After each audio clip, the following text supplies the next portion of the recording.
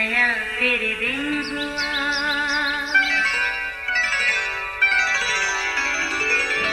नया फिर दिन हुआ, पुरानी रात का करे सो शुक्र हम खुदा की जात का, खुदा की जात का नया फिर दिन हुआ। आज की आयत। सो देख, जब हम इस मुल्क में आए तो तू सुर्ख रंग की सूत की इस डोरी को उस खिड़की में जिससे तूने हमें नीचे उतारा है बांध देना, और अपने बाप और माँ और भाइयों बल्कि अपने बाप के सारे घराने को अपने पास घर में जमा कर लेना। यशवा 2 बाब 18वीं आयत। अजीज़ों, काफ़ी देर से बच्चे चुपके कोई खेल खेल रहे थे। सोचा शोर शराबे से बेहतर खामोशी सही, पर कुछ देर के बाद देखा एक बच्चे को पकड़कर बाकी साथी उसकी खूब दुर्गत बना रहे थे। पूछा, बेटा क्यों इस बेचारे को मार रहे हो? बोले, आंटी ये हमारी जासूसी कर रहा था, पकड़ा गया है, इसलिए इसको अब सज़ा मिल रही है। ओह अच्छा, तो ये बात है। फिर मैंने सिफारिश कर दी, चलो बेटा इसे माफ़ कर दो।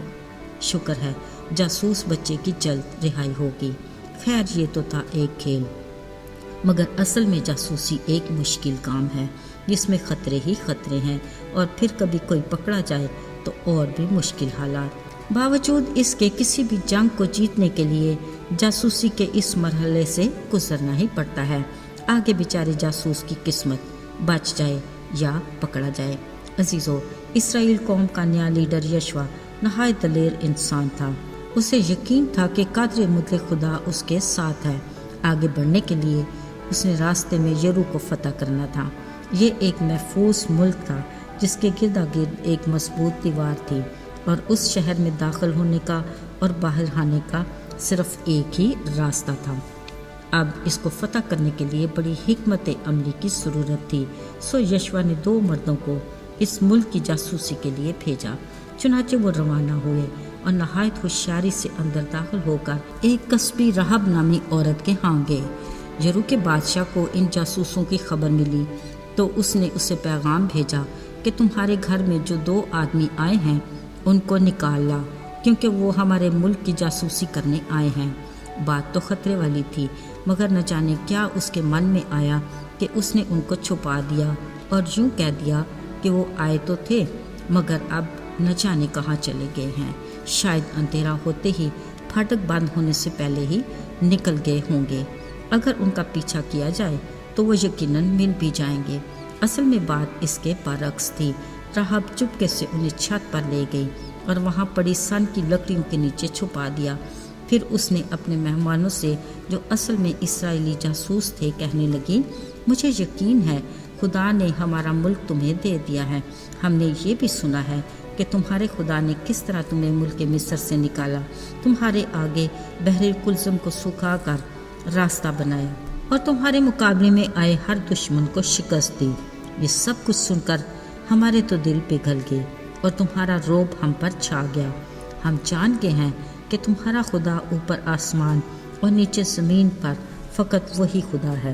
पर अब मेरे साथ कसम खाओ कि तुम मुझ पर और मेरे घराने पर मेहरबानी करोगे।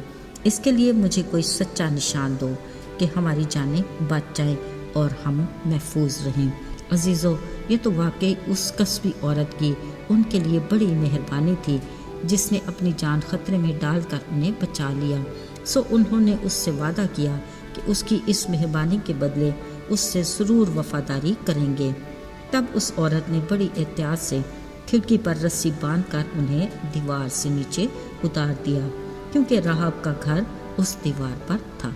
3 दिन तक ये जासूस वहीं पहाड़ में कहीं छुपे रहे। फिर जब खतरा टल गया तो अपनी राह ली।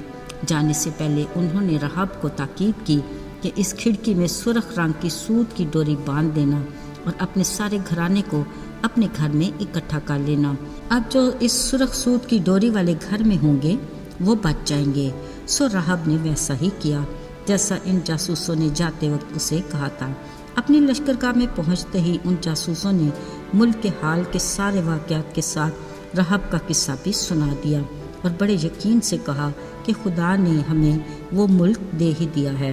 عزیز و کلام مقدس کے مطابق یشوع نے خدا کی رہنمائی میں بڑے ہی حیرت انگیز طریقے سے یریکو کو فتح کیا۔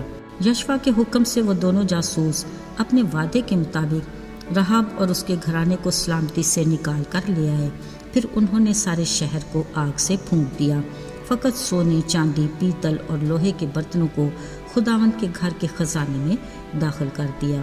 یوں یہ بڑا معرکہ کامیابی کے ساتھ اپنے اختتام کو پہنچا۔ بلا شبہ خدا یشوع کے ساتھ تھا اور اس سارے ملک میں اس کی شہرت پھیل گئی۔ عزیزو، یاد رہے جب لشکروں کا رب ساتھ ہو تو ہر جنگ، ہر مقابلے میں فتح یقینی ہے۔ دیکھا جائے تو ہم بھی ہر وقت حالت جنگ میں ہوتے ہیں، یعنی اپنی خواہشات کی جنگ۔ ہمارا مقابلہ ہمارے ازلی دشمن ابلیس سے رہتا ہے۔ ہمیں بھی اپنی ہر جنگ کے لیے خداوند سے صلاح کاری کی ضرورت ہے۔ علاوہ ازیں ہمارا ذہن بھی گویا ایک میدانی جنگ ہے۔ اس میں کامیابی کے لیے بھی ہمیں ہر قدم پر خداوند کی مدد کی ضرورت ہے۔ بلا شبہ یسوع نام میں قوت ہے، یسوع کے نام میں فتح مندی ہے۔